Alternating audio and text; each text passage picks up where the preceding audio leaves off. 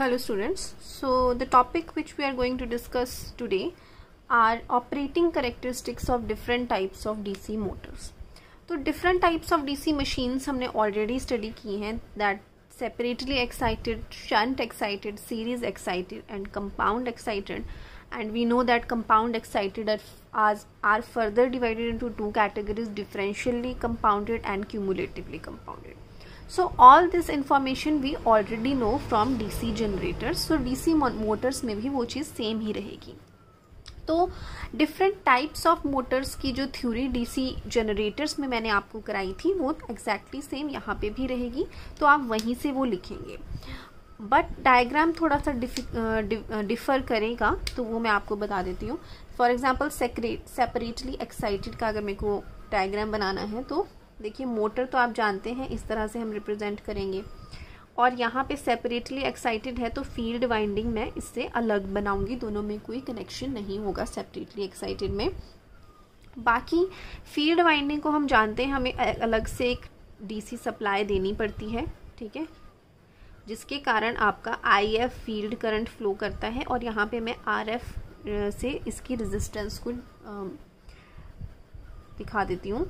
Now armature वाली side पे आप देखिए, हमें मोटर के केस में आर्मेचर वाली साइड पे भी हमें टर्मिनल पे खुद वोल्टेज देनी पड़ती है.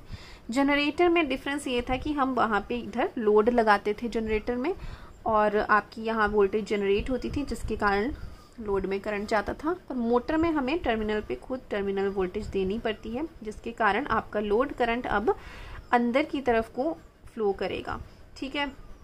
जनरेटर में आपका करंट इस जनरेटर से निकलता था क्योंकि ये आपका सप्लाई करता था. अब मोटर आपका करंट लेगा, मोटर इस जनरेट नहीं करेगा, तो मोटर में करंट आपका एंटरिंग होगा यहाँ इस बैटरी से. तो ये आपका बेसिक इसमें डायग्राम डिफरेंस होगा, और यहाँ पे आपका बैक EMF जनरेट होगा जो कि इसको अपोज करेगा, इसको वो आप सब जानते हैं उस चीज़ को. तो इस तरह का डायग्राम बनेगा सेपरेटली एक्साइटेड का. अगर मुझे शंट एक्साइटेड का डायग्राम बनाना है, तो फिर शंट में आर्मेचर वाली साइड तो हमारी दोनों सेम ही रहेगी सेपरेटली एक्साइटेड की तरह ही. This is your terminal voltage, यहाँ पे IA, यहाँ पे EA जनरेट होगा. आप चाहें तो इधर इसके टर्मिनल्स भी मार्क कर सकते हैं, AA जैसा हम जनरेटर में करते थे. नाउ अब ये शंट एक्साइटेड है, तो इसमें मतलब जो आपकी फील्ड वाइंडिंग है उसको हम अलग से एक्साइट नहीं करेंगे, वो इसके पैरेलल में ही एक्साइट प्लेस्ड होगी शंट वाइंडिंग. तो जो टर्मिनल वोल्टेज जिस टर्मिनल वोल्टेज से हम अपने आर्मेचर को करंट सप्लाई कर रहे हैं, उसी टर्मिनल वोल्टेज से आपके शंट को भी करंट जाएगा. तो कुछ करंट आपका इधर चला जाएगा और बाकी करंट IF करंट आपका इधर जाएगा. तो this is your I current, जो आर्मेचर में गया वो IA करंट होगा, और जो फील्ड में जाएगा वो IF करंट होगा. तो ये आपका शंट एक्साइटेड बनेगा. नाउ सीरीज एक्साइटेड का अगेन आर्मेचर वाला तो सब में सेम ही रहेगा.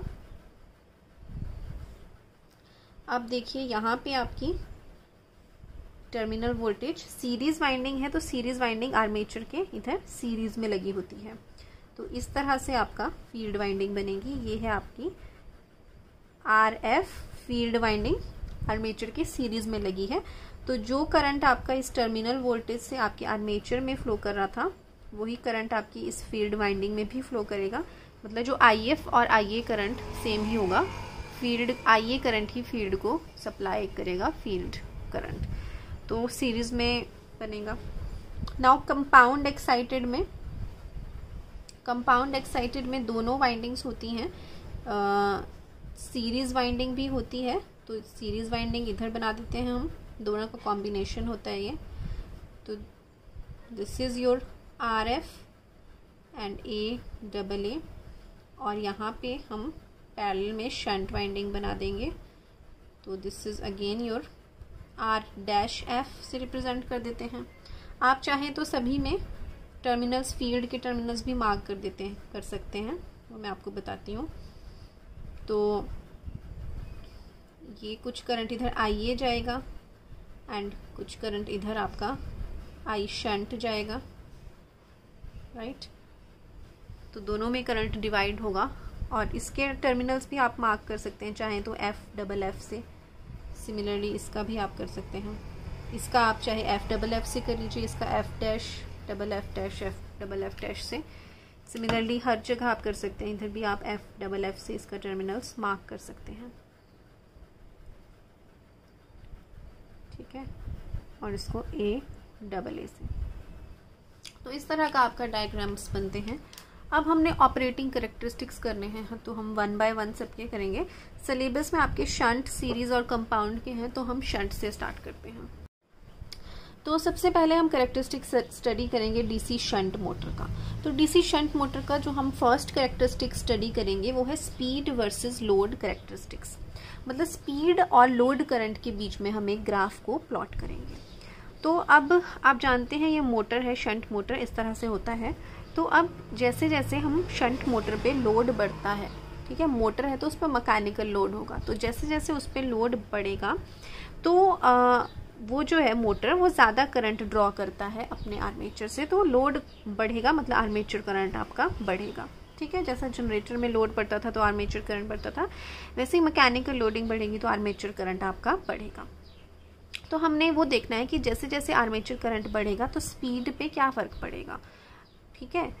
तो लोड इंक्रीज़ का मतलब है, मान लो कोई आपका मोटर है, उसके ऊपर आपने मैकेनिकल लोडिंग और ज़्यादा इंक्रीज़ कर दी, तो मतलब मान लो किसी मोटर को पहले किसी चीज़ को रोटेट कराना था, किसी एक पर्टिकुलर वेट को रोटेट कराना था, अब आपने उस पर और ज़्यादा भार डाल दिया, तो बेसिकली उसकी लोडिंग ज़्यादा हो गई। मैकेनिकल की टर्म्स में हम यहाँ बात करेंगे, मोटर के केस है। तो जब हमने उस पर ज़्यादा लोड डाल दिया, ज़्यादा उस पर हमने वेट डाल दिया, ऐसे समझ लीजिए आप, तो फिर अब उस पर करंट और उसकी स्पीड पे क्या फ़र्क पड़ेगा। तो लोड जैसे ही हम ज़्यादा डालेंगे अपने मोटर पे तो उसकी स्पीड बढ़ेगी, उसका करंट बढ़ेगा। तो मतलब अब आपके मोटर को ज़्यादा करंट चाहिए होगा रोटेट करने के लिए, ठीक है। तो करंट बढ़ेगा, लोड बढ़ेगा तो करंट बढ़ेगा, ये बात तो सेम ही रहती है। अब करंट और स्पीड का क्या आपका रिलेशन होगा वो हम स्टडी करेंगे। तो अब ये तो आप ऑलरेडी जानते हैं स्पीड और का जो रिलेशन है। तो अब देखिए, जैसे जैसे लोड इंक्रीज़ करेगा तो फील्ड करंट सेम रहेगा, क्योंकि ये देखिए जो फील्ड करंट है ये तो इंडिपेंडेंट है लोड के, क्योंकि ये पैरेलल है आपके टर्मिनल वोल्टेज पे। इस पे भी कितनी वोल्टेज अप्लाई हो रही है, वीटी ही वोल्टेज आपके इस पे भी लग रही है, तो इसका जो करंट है वो कितना है। अगर मान लो फील्ड रेजिस्टेंस आरएफ है तो जो आईएफ है वो किसके बराबर है, आपका वोल्टेज अपॉन करंट। करंट जो है वो वोल्टेज अपॉन रेजिस्टेंस होता है, तो वोल्टेज है यहाँ पे वीटी और रेजिस्टेंस है आरएफ। तो जो आपका फील्ड वाइंडिंग है उसमें तो जो फील्ड करंट है वो टर्मिनल वोल्टेज और रेजिस्टेंस पे डिपेंड कर रहा है। तो टर्मिनल वोल्टेज तो कांस्टेंट ही रह रही है, हम वोल्टेज को चेंज नहीं कर रहे हैं।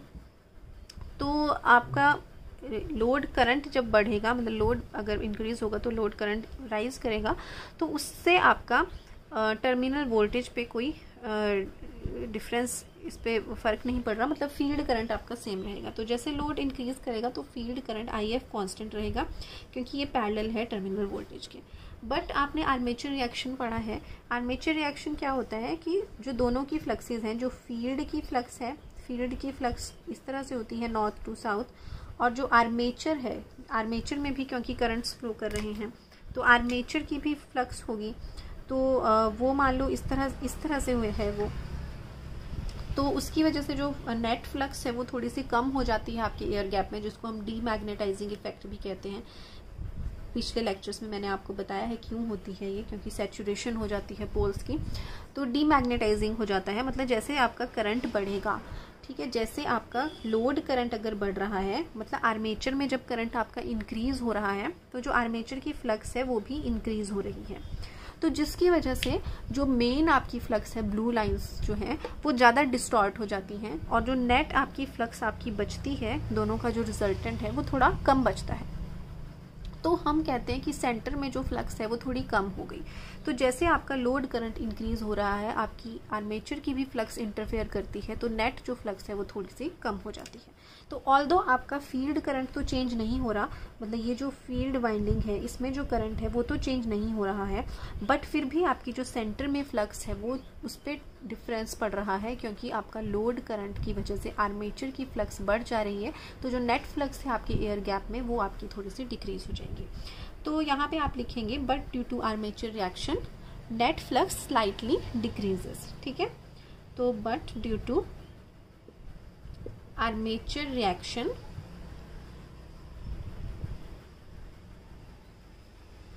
Air gap flux decreases slightly, थोड़ा सा डिक्रीज होगा, ज्यादा नहीं होगा, एज लोड इंक्रीजेस, जैसे लोड बढ़ेगा मतलब आर्मेचर का करंट बढ़ा तो ज़्यादा आर्मेचर की फ्लक्स हो गई तो डिस्टॉर्शन आपकी ज़्यादा होगी, तो एयर गैप फ्लक्स थोड़ी सी डिक्रीज होती है, ऑल्दो फील्ड करंट सेम है। तो जो आप फॉर्मूले में देखेंगे कि अब जो फ्लक्स है वो हल्की सी डिक्रीज हो रही है। तो अब ये फ्लक्स जब डिक्रीज होगी तो इन्वर्स रिलेशन है दोनों में, तो स्पीड आपकी इंक्रीज होनी चाहिए। ठीक है, मतलब जैसे जैसे लोड बढ़ रहा है तो आपकी जो फ्लक्स है वो सेंटर में वो कम हो रही है, थोड़ी आर्मेचर रिएक्शन की वजह से फ्लक्स कम हो रही है, तो स्पीड इंक्रीज होनी चाहिए। बट यहाँ पे एक और फैक्टर है, आप देखिए आप IARA फैक्टर। ठीक है, तो अब जैसे जैसे लोड करंट आपका बढ़ रहा है, मतलब IA आपका बढ़ रहा है, आर्मेचर करंट, लोड करंट बढ़ रहा है मतलब आर्मेचर का करंट बढ़ रहा है, तो आर्मेचर का करंट जब बढ़ रहा है तो आपका IARA जो ड्रॉप है वो भी बढ़ रहा है। ठीक है, तो अब मतलब ये चीज़ आपकी बढ़ रही है तो इसमें से ज़्यादा सब्ट्रैक्शन हो रही है। ठीक है, पहले मान लो V-1 था, अब V-2 हो जाएगा, ज़्यादा चीज़ डिक्रीज हो रही है, तो ऊपर वाला जो आपका न्यूमरेटर है, दिस इज योर न्यूमरेटर आपका डिक्रीज हो जाएगा। जैसे जैसे आपका लोड बढ़ेगा मतलब IARA इंक्रीज होगा तो न्यूमरेटर आपका डिक्रीज हो रहा है, तो न्यूमरेटर डिक्रीज हो रहा है तो स्पीड आपकी कम होनी चाहिए, तो स्पीड मतलब कम हो रही है। बट एक तरफ हम बोल रहे हैं फ्लक्स कम हो रही है जिसकी वजह से स्पीड इंक्रीज होनी चाहिए, और न्यूमरेटर भी डिक्रीज हो रहा है इस फॉर्मूले के अकॉर्डिंग, तो स्पीड उसके फॉर्मूले के हिसाब से उसकी स्पीड न्यूमरेटर डिक्रीज हो रहा है तो कम होनी चाहिए। तो अब कम होगी कि ज़्यादा होगी, तो अब देखना है कि किसका इफेक्ट ज़्यादा होगा। तो इसमें ऐसा होता है कि जो न्यूमरेटर में डिक्रीज है वो ज़्यादा होता है, जो फ्लक्स आपकी कम हो रही है ड्यू टू आर्मेचर रिएक्शन वो बहुत स्लाइटली डिक्रीज हो रही है, तो उसकी वजह से जो हम देख रहे थे कि स्पीड इंक्रीज करनी चाहिए उसका इफेक्ट इतना नहीं होगा। जो आपका न्यूमरेटर का डिक्रीज होने से स्पीड कम हो रही है उसका इफेक्ट ज़्यादा होगा, तो इस केस में आपका जो स्पीड है बेसिकली वो डिक्रीज करती है, क्योंकि न्यूमरेटर में डिक्रीज ज़्यादा है in comparison to the decrease in denominator. तो आपने यहाँ तक नोट करना है, उसके बाद आगे लिखेंगे। Now after that you have to write that with the increase in IA, जैसे जैसे लोड बढ़ेगा तो IARA इंक्रीज होगा, देयरफॉर न्यूमरेटर डिक्रीज हो जाएगा, क्योंकि V-IARA है न्यूमरेटर, V-IARA डिक्रीज हो जाएगा क्योंकि IARA बढ़ चुका है। The decrease in numerator is more as compare to decrease in denominator. जो डिनोमिनेटर में डिक्रीज हुआ था आर्मेचर रिएक्शन की वजह से वो इतना ज़्यादा नहीं होगा जितना कि आपका न्यूमरेटर में डिक्रीज होगा। न्यूमरेटर में अगर डिक्रीज हो गया है तो डायरेक्टली प्रोपोर्शनल है स्पीड के, तो स्पीड भी आपकी कम हो जाएगी, therefore speed decreases as load current increases.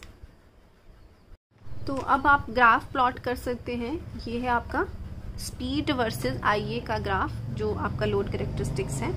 तो इसमें आप देखेंगे आप कि जब आपका IA राइज कर रहा है, इंक्रीज कर रहा है, तो स्पीड आपकी धीरे धीरे फॉल कर रही है। पहले आपकी स्पीड इतनी थी, जैसे जैसे IA इंक्रीज करा, मतलब लोड इंक्रीज करा, तो स्पीड आपकी डिक्रीज कर रही है। तो ये आपका फर्स्ट कैरेक्टरिस्टिक्स है स्पीड वर्सेस आर्मेचर करंट का।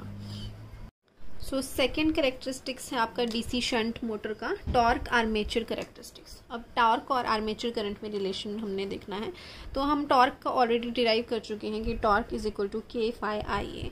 तो जैसे जैसे आर्मेचर करंट इंक्रीज करेगा, डायरेक्टली प्रोपोर्शनल है टॉर्क इसके, तो वैसे वैसे आपका टॉर्क भी इंक्रीज करेगा। ऑल्दो जैसे जैसे आर्मेचर करंट इंक्रीज करेगा थोड़ा सा फ्लक्स डिक्रीज करता है due to armature reaction, but वो बहुत ही कम होता है उसको हम कंसीडर नहीं करेंगे, बहुत स्लाइट डिक्रीज होता है फ्लक्स में ड्यू टू आर्मेचर रिएक्शन, तो हम ऐसा मानते हैं कि torque directly proportional to load current होता है। तो जैसे जैसे टॉर्क और यहाँ पे लोड करंट का एक ग्राफ मैंने प्लॉट किया है, तो जैसे जैसे लोड करंट इंक्रीज़ कर रहा है वैसे वैसे टॉर्क भी इंक्रीज़ कर रहा है, तो दोनों का लीनियर कैरेक्टरिस्टिक्स है।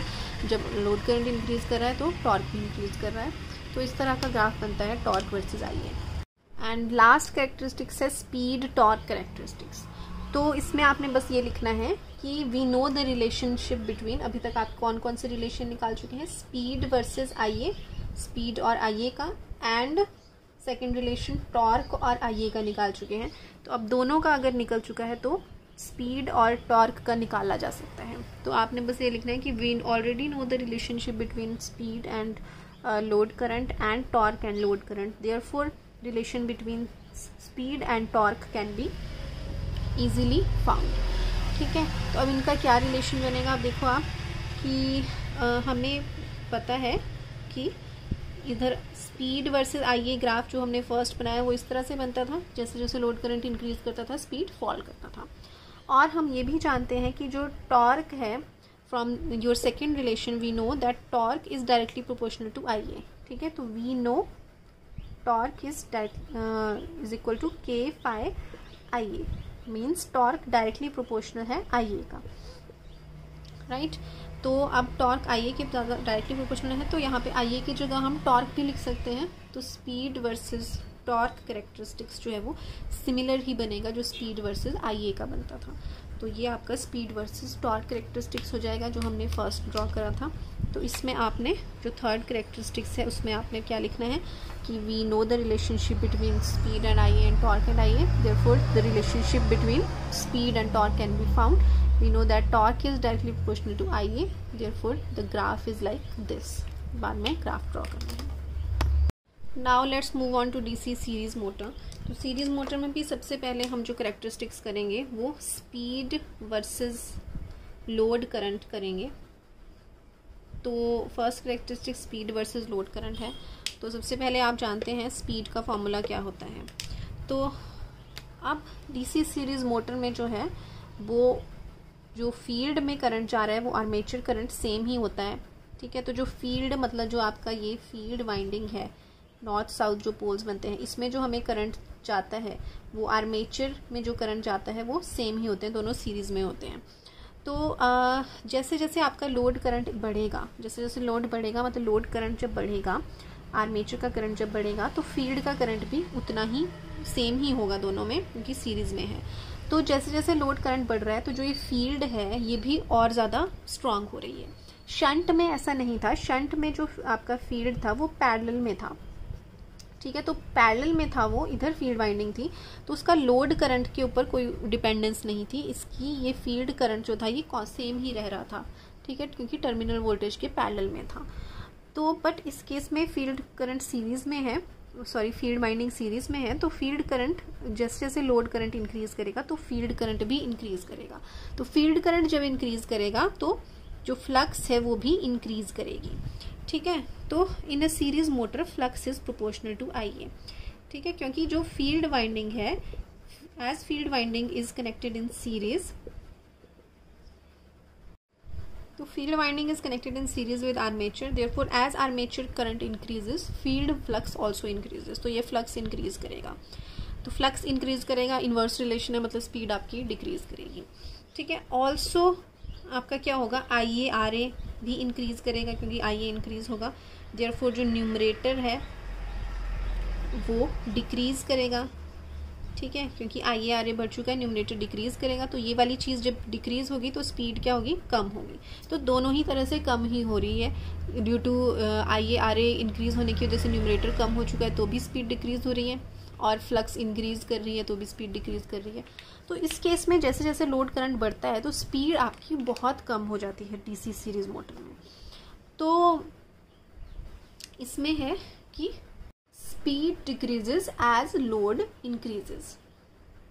और ऑन दी अदर हैंड जब इसमें सीरीज़ मोटर में लोड आपका कम होता है या बहुत ही नेग्लिजिबल लोड होता है, बहुत कम लोड होता है, तो मतलब लोड अगर कम है तो मतलब जो फील्ड में फील्ड का करंट है वो भी कम है, आर्मेचर करंट उस वक्त बहुत कम होगा, तो फील्ड करंट भी सेम ही होगा, कम होगा, फील्ड करंट कम होगा, तो उस टाइम फ्लक्स कम होगी और स्पीड आपकी ज़्यादा होगी। ठीक है, तो जब आपका लोड कम है, बहुत हल्का आपने लोड लगाया है, तो उस time speed DC series motor की बहुत ज़्यादा हो जाती है, तो ये और डेंजरसली हाई हो जाती है, बहुत ज़्यादा हाई हो जाती है कम लोड पे डीसी मोटर की स्पीड। इसलिए कभी भी डीसी मोटर को नो लोड पे नहीं चलाया जाता, क्योंकि वो बहुत डेंजरसली हाई हो जाती है। ये बहुत इंपॉर्टेंट एक पॉइंट है और कॉम्पिटिटिव एग्जाम्स में बहुत बार पूछा जाता है। तो नो लोड पे स्पीड जो है वो बहुत हाई हो जाती है जब कोई भी लोड, मैकेनिकल लोड यहाँ कनेक्टेड नहीं होता मोटर में, जब खाली मोटर रन करती है तो उस टाइम बहुत ज़्यादा हाई स्पीड होती है डीसी सीरीज़ मोटर की, जो मैंने आपको रीज़न बताया उसकी वजह से। तो इसको कभी भी हम नो लोड पे नहीं चलाते, नो लोड पे बहुत डेंजरस होता है उसको चलाना। और एक और बात कि जैसे जो मोटर है उसको हम इस तरह से बेल्ट पुली अरेंजमेंट होता है जिससे हम उसके लोड को इंक्रीज़ करते हैं, तो जो आपका डीसी सीरीज मोटर है वहाँ पे बेल्ट का यूज़ नहीं किया जाता इसी वजह से, क्योंकि अगर मान लो कोई एक्सीडेंट हो गया और बेल्ट आपका टूट गया तो वो आपका मोटर नो लोड पे आ जाएगा, और नो लोड पे आपका मोटर बहुत हाई स्पीड होती है डीसी सीरीज मोटर की। तो इसको हम हमेशा गियर्स की हेल्प से, गियर ट्रेन की हेल्प से इसको लोड करते हैं, बेल्ट पुली अरेंजमेंट यहाँ पे यूज़ नहीं करते, क्योंकि बेल्ट पुली अरेंजमेंट में एक्सीडेंट होने का खतरा होता है। तो लास्ट में आप ये छोटा सा सेंटेंस लिख सकते हैं, motor is connected to gears and not through belt pulley arrangement. ये अपनी नॉलेज के लिए आप लिख सकते हैं। तो अब ग्राफ प्लॉट करते हैं। तो अभी हमने देखा कि जैसे जैसे लोड करंट इंक्रीज कर रहा है, स्पीड इसमें डिक्रीज कर रही है डीसी सीरीज मोटर में, और बहुत ज़्यादा डिक्रीज कर रही है, क्योंकि दोनों ही फैक्टर्स की वजह से डिक्रीज कर रही है। तो जो स्पीड है और ग्राफ बनेगा वो इस तरह से बनता है। इसको हम रेक्टेंगुलर हाइपरबोला भी कहते हैं। ठीक है, रेक्टेंगुलर हाइपरबोला बनता है। और आप कंपेयर कर सकते हैं कि जो आपका शंट बना था, शंट में इस तरह का था और इसमें किस तरह के कैरेक्टरिस्टिक्स हैं। तो ये शंट वाले में प्रीवियस केस में जो मैंने बनाए थे, अब मैं रब कर रही हूँ इसको। तो जैसे जैसे लोड करंट इंक्रीज कर रहा है, स्पीड फॉल कर रही है। तो लोड करंट इंक्रीज कब कर रहा है? जब लोड इंक्रीज कर रहा है बेसिकली। तो यहाँ पे आप चाहे लोड करंट बोल दो, चाहे लोड इंक्रीज बोल दो, एक ही बात है। ठीक है, लोड इंक्रीज का मतलब मैकेनिकल, हम ज़्यादा उस पर मोटर पे ज़्यादा वेट डाल रहे हैं, ज़्यादा उसको हमने लोड कर दिया अपने मोटर को, मैकेनिकल लोडिंग से मतलब है। तो मोटर को लोड ज़्यादा कर दिया तो ज़्यादा करंट हो लेगा, तो स्पीड उसकी जैसे जैसे कम हो जाएगी। ठीक है, जैसे आप मोटर पे ज़्यादा भार डालोगे तो उसकी स्पीड कम हो जाएगी। डीसी सीरीज मोटर में ज़्यादा डिक्रीज होगी, और डीसी शंट मोटर में हमने देखा उसमें जो स्पीड रेगुलेशन था, स्पीड में ज़्यादा इतना ज़्यादा डिक्रीज नहीं था, कम डिक्रीज था, और क्योंकि एक फैक्टर की वजह से इंक्रीज कर रही थी। तो आप देख सकते हैं कि इसमें ज़्यादा डिक्रीज नहीं आएगा लोड के साथ, पर शंट में, सीरीज में आपका ज़्यादा डिक्रीज आ रहा है। तो ये था इसका कैरेक्टरिस्टिक्स। सेकंड कैरेक्टरिस्टिक्स हम देखें। सो नाउ हम जानते हैं टॉर्क। सेकंड कैरेक्टरिस्टिक्स है टॉर्क और लोड करंट कैरेक्टरिस्टिक्स, मतलब टॉर्क और आईए के बीच में हमने कैरेक्टरिस्टिक्स प्लॉट करने हैं। तो अब देखते हैं टॉर्क और आईए का किस तरह का ग्राफ बनता है। तो अब ये इक्वेशन तो हम जानते हैं, पर जो आपका डीसी सीरीज मोटर है, अगर हम देखें तो उसमें जो आपका फील्ड में करंट जा रहा है और जो आर्मेचर में करंट जा रहा है वो सेम है, सीरीज में है। तो जो फील्ड फ्लक्स बन रही है वो भी किसके प्रोपोर्शनल है? आर्मेचर के प्रोपोर्शनल है। जो फ्लक्स है phi, that is directly proportional to I A, क्योंकि जो इसमें फ्लक्स बन रही है फील्ड में वो आर्मेचर करंट की वजह से ही बन रही है। तो ये फील्ड फ्लक्स रिप्रेजेंट करता है, राइट। जो फील्ड है आपका, फील्ड की वजह से जो फ्लक्स बन रही है, these are your field poles. तो ये जो फ्लक्स है वो आर्मेचर करंट के प्रोपोर्शनल है, तो flux is directly proportional to armature. इसमें पुट कर देंगे तो टॉर्क क्या आ जाएगा? Directly proportional to I A, यहाँ पे भी आई ए और इधर भी आई ए, मतलब आई ए स्क्वायर के डायरेक्टली प्रोपोर्शनल है टॉर्क। ठीक है, तो आप शंट वाले में हमने देखा था, शंट में क्योंकि फ्लक्स हमने बोला था ऑलमोस्ट कांस्टेंट ही रह रहा है। अगर शंट वाले की बात करें तो शंट में फ्लक्स, तो एक तो पहले उसका कोई रिलेशन नहीं था लोड करंट के साथ, थोड़ा सा डिक्रीज हो रहा था आर्मेचर रिएक्शन की वजह से, जिसको हम नेग्लिजिबल मान रहे थे शंट वाले केस में, तो हमने बोला था टॉर्क डायरेक्टली प्रोपोर्शनल टू आई है। तो शंट का जो था वो डायरेक्टली इस तरह की स्ट्रेट लाइन बनती थी, पर यहाँ पे directly proportional to I square है। ठीक है, देयरफॉर जो ग्राफ है वो एक पैराबोला बनेगा। Graph is a parabola. ठीक है, और एक और इसका इम्पॉर्टेंट पॉइंट है कि क्योंकि करंट के स्क्वायर के डायरेक्टली प्रोपोर्शनल हो गया आपका टॉर्क, तो जो सीरीज मोटर है मतलब उसका टॉर्क हाई है। तो इसको मतलब इन एप्लीकेशंस में यूज होता है जहां पे हमें हाई स्टार्टिंग टॉर्क चाहिए होता है। Therefore DC series motor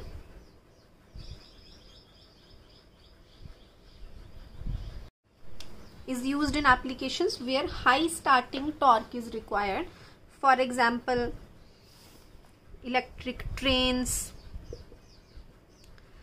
or your trolleys, hoists, जहाँ पे हाई स्टार्टिंग टॉर्क की ज़रूरत होती है क्योंकि directly proportional to I square होता है टॉर्क, तो वहाँ पे हम डीसी सीरीज मोटर का यूज़ करते हैं।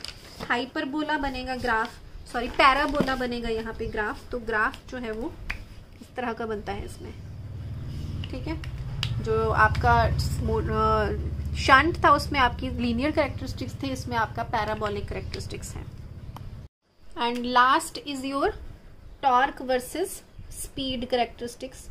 ठीक है, तो ये प्रीवियस वाले की तरह ही होगा। कैसे देखना है इसमें, we already know the relationship between speed and load current. आपने ऐसे ही लिखना है जैसे पहले लिखा था हमने, स्पीड और लोड करंट का आप जानते हैं, टॉर्क और लोड करंट का भी आप जानते हैं। Therefore we can find the relationship between, we can find the relation between speed and torque. ठीक है, बस इतना है इसमें। तो यहाँ पे फर्स्ट जो हमने स्पीड वर्सेस करंट का कैरेक्टरिस्टिक्स बनाया था वो इस तरह से हाइपरबोला बनाया था। तो अब हमें टॉर्क और स्पीड का निकालना है। तो स्पीड हम जानते हैं कि torque is equal to K phi I A होता है और torque directly proportional to I A square होता है, करंट के प्रोपोर्शनल है। तो यहाँ पे अगर मैं टॉर्क बना दूंगी, टॉर्क का कैरेक्टरिस्टिक्स भी आपके कुछ हाइपरबोला ही बनेंगे, एग्जैक्ट उसके ऊपर ओवरलैप नहीं करेगा बट आपका हाइपरबोलिक ही बनेगा। तो जो फर्स्ट कैरेक्टरिस्टिक्स किया वही आपका ये वाला कैरेक्टरिस्टिक होगा। इसमें ध्यान देने वाली बात है, जो आपकी फर्स्ट टू कैरेक्टरिस्टिक्स हैं वो आपके मेन कैरेक्टरिस्टिक्स हैं दोनों में ही। तो अगर आप वो भी आपको याद रह रहा है तो दैट इज़ ऑल्सो सफिशिएंट। ठीक है, और अगर 3 ज़्यादा मार्क्स का आ जाता है तो आप थर्ड कैरेक्टरिस्टिक्स बना सकते हैं, बट 2 कैरेक्टरिस्टिक्स भी आपको अगर आता है तो वो भी बहुत हद तक ठीक होगा। तो अब कंपाउंड मोटर के कैरेक्टरिस्टिक्स देखते हैं। सबसे पहले क्यूमुलेटिव कंपाउंड देखते हैं। तो कंपाउंड मोटर्स आप जानते हैं उसमें सीरीज वाइंडिंग भी होती है और शंट वाइंडिंग भी होती है। तो और क्यूमुलेटिव कंपाउंड में क्या होता है, दोनों की जो फ्लक्स है वो ऐड अप करती हैं और डिफरेंशियल कंपाउंड में दोनों सब्ट्रैक्ट करती हैं। तो जैसे जैसे लोड करंट इंक्रीज करेगा, क्योंकि कैरेक्टरिस्टिक्स हमारा क्या है, स्पीड वर्सेस लोड करंट का कैरेक्टरिस्टिक्स है। ठीक है, फर्स्ट कैरेक्टरिस्टिक्स है स्पीड वर्सेस लोड करंट। तो क्यूमुलेटिव के केस में क्या होगा, क्यूमुलेटिव के केस में जैसे जैसे लोड बढ़ेगा, तो लोड बढ़ेगा मतलब ये जो करंट है आई ए करंट वो बढ़ रहा है, फील्ड करंट तो सेम ही रह रहा है। ठीक है, तो आई ए करंट बढ़ेगा तो जो ये फ्लक्स है, सीरीज फ्लक्स, ये इंक्रीज कर रही है, राइट। और अब दोनों सेम डायरेक्शन में है ये, तो दोनों के जो नेट फ्लक्स है वो और ज़्यादा बढ़ जाएगा। तो फ्लक्स बढ़ जाएगा जब, तो स्पीड क्या करेगी आपकी, कम करेगी। तो इसमें आपका देखिए शंट के कैरेक्टरिस्टिक्स स्लाइटली ड्रूपिंग बने थे, और क्यूमुलेटिव कंपाउंड में सीरीज के साथ शंट है तो इसमें फ्लक्स क्योंकि बढ़ रहा है आपका, तो स्पीड आपकी और ज़्यादा कम हो रही है। ठीक है, शंट के केस में फ्लक्स हमने देखा था थोड़ा ऑलमोस्ट कांस्टेंट था, थोड़ा डिक्रीज हो रहा था due to armature reaction. Shunt के केस में फ्लक्स थोड़ा सा स्लाइटली डिक्रीज हो रहा था आर्मेचर रिएक्शन की वजह से, पर यहाँ पे फ्लक्स आपका इंक्रीज कर रहा है। तो क्योंकि दोनों एड अप हो रहे हैं, सीरीज वाइंडिंग भी है, सीरीज की फ्लक्स इंक्रीज करेगी जो शंट के साथ ऐड होगी और ज़्यादा इंक्रीज होगी। तो फ्लक्स इंक्रीज कर रही है तो आपकी स्पीड फॉल करेगी। तो इसके जो कैरेक्टरिस्टिक्स हैं वो और ज़्यादा ड्रूपिंग होते हैं शंट के कंपैरिजन में। तो ये अगर शंट के कैरेक्टरिस्टिक्स हैं तो ये आपका क्यूमुलेटिव कंपाउंड का होगा। ठीक है, तो और इसमें थ्योरी आप लिख सकते हैं ये इक्वेशन लिख के कि दोनों ही flux produced by series and shunt winding same direction में है, देयरफॉर आपकी जो फ्लक्स है वो इंक्रीज करेगी। As flux increases therefore speed जो है वो डिक्रीज करेगी। ठीक है, और डिफरेंशियल कंपाउंड जो है, डिफरेंशियल कंपाउंड में क्या लिखेंगे आप, सेकेंड डिफरेंशियल कंपाउंड के same characteristics, flux produced by series and shunt winding are in opposite direction, दोनों ही एक दूसरे को काटती हैं, वो ऑपोजिट डायरेक्शन में होती हैं, जो इसकी फ्लक्स और इसकी फ्लक्स एक दूसरे के ऑपोजिट होती हैं। तो जैसे जैसे आपका लोड करंट इंक्रीज करेगा, ठीक है, as load current increases, load current increase करेगा तो सीरीज वाली फ्लक्स इंक्रीज कर रही है, ठीक है, बट वो इसके क्या है, ऑपोजिट है, तो नेट फ्लक्स जो है वो क्या होगी, दोनों एक दूसरे को कैंसिल करेंगे तो नेट फ्लक्स जो है वो डिक्रीज होगी, क्योंकि दोनों ऑपोजिट डायरेक्शन में है एक दूसरे की, जो इसकी फ्लक्स है वो इसको कैंसिल आउट कर जाएगी।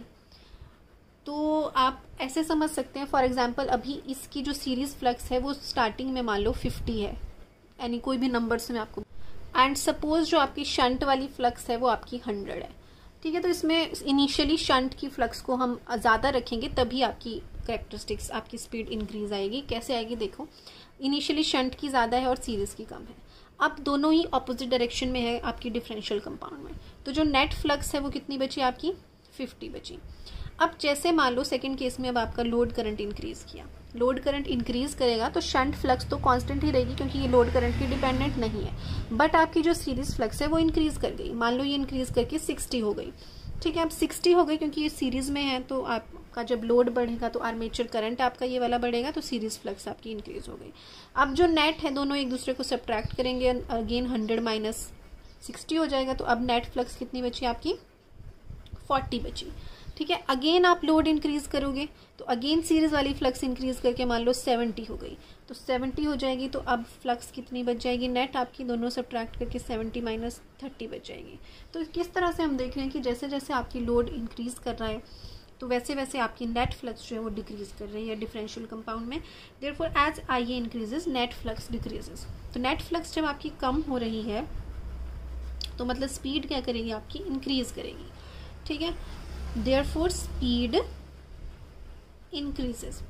तो डिफरेंशियल कंपाउंड में जो है वो आपकी स्पीड इंक्रीज भी कर सकती है, ठीक है। तो डिफरेंशियल कंपाउंड का जो है वो कैरेक्टरिस्टिक सबसे ऑपोजिट बनेगा, क्योंकि बाकियों में सभी में हमने देखा जैसे लोड करंट इंक्रीज कर रहा था स्पीड आपकी डिक्रीज कर रही थी, बट डिफरेंशियल कंपाउंड में उल्टा भी हो सकता है। तो ये आपका डिफरेंशियल कंपाउंड है,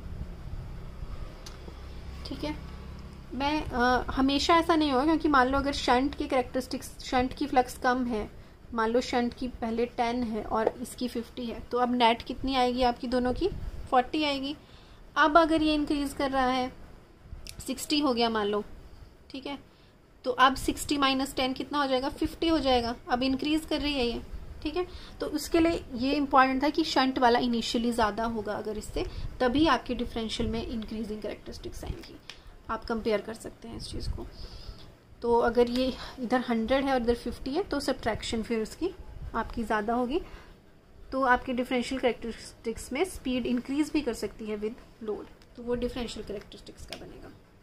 यहाँ पे आप थोड़ा सा करेक्ट करना, इसकी जो शेप है वो थोड़ी सी इस तरह से नहीं बनती है, इस तरह से इंक्रीज होती है, ठीक है। तो आप उसको इस तरह से नहीं बनाएंगे, आपने इस तरह से इंक्रीज करके बताना है। सो क्यूमुलेटिवली कंपाउंड जो हमने देखा उसको वहाँ पे हम यूज़ करते हैं जहाँ पे सडनली कोई हैवी लोड एकदम से आ जाता है, for example shears, punches, rolling mills etcetera.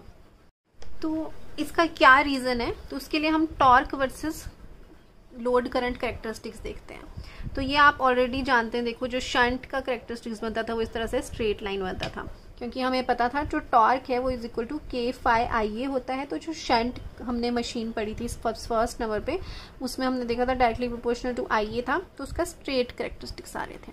Series के केस में हमने पढ़ा तो उसमें फ्लक्स भी IA के प्रोपोर्शनल थी, तो torque directly proportional to IA² आ जाता था, ठीक है। अब ये क्यूमुलेटिव कंपाउंड है, तो क्यूमुलेटिव कंपाउंड में दोनों सीरीज और शंट का कॉम्बिनेशन आएगा, तो इसमें भी थोड़ा सा आपका पैराबोलिक कैरेक्टरिस्टिक्स बनेगा इस तरह से टॉर्क वर्सेस करंट का, तो ये क्यूमुलेटिव कंपाउंड का बनेगा।